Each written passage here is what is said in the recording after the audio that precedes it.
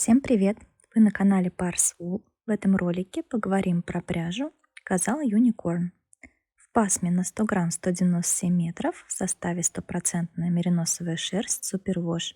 Очень красивая пряжа, очень мягкая и нежная. Нас радует натуральный состав.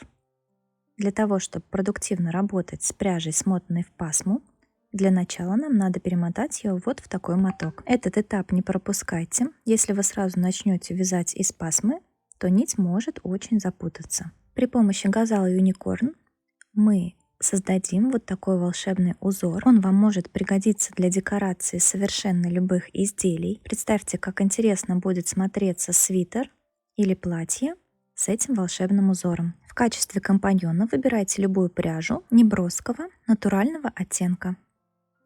Для начала работы нам надо провязать несколько рядов лицевой гладью нашим основным цветом. В лицевых рядах будем вязать лицевыми петлями, в изнаночных изнаночными. Между перьями у меня 7 петель, соответственно раппорт узора 8 петель, плюс 7 петель для симметрии, плюс 2 кромочные. Перья расположены в шахматном порядке.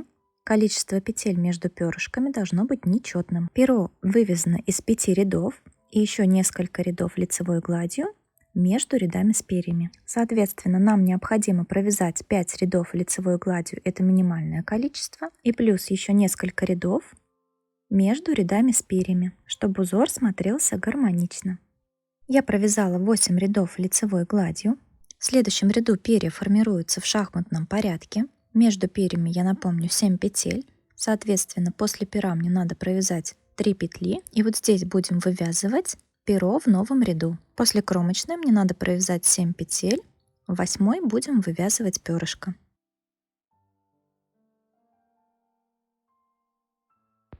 Подводим ниточку Gazal Unicorn, находим 5-й ряд, спускаемся в 5-е отверстие этой петли и вытягиваем петлю. Далее поднимаемся на ряд выше, вытягиваем следующую петлю,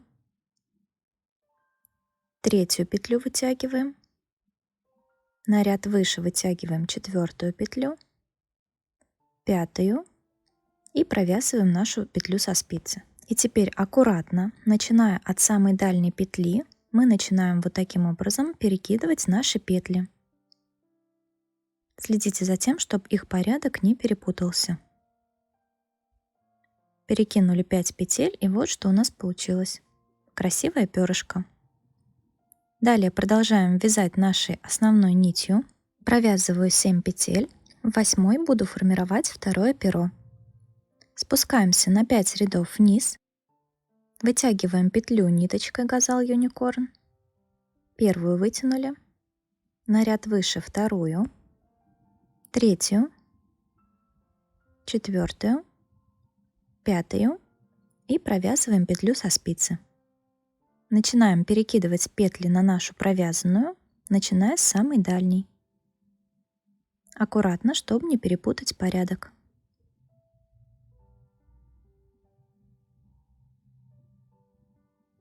Сформировали второе перо. Вот так очень просто, необычно и красиво.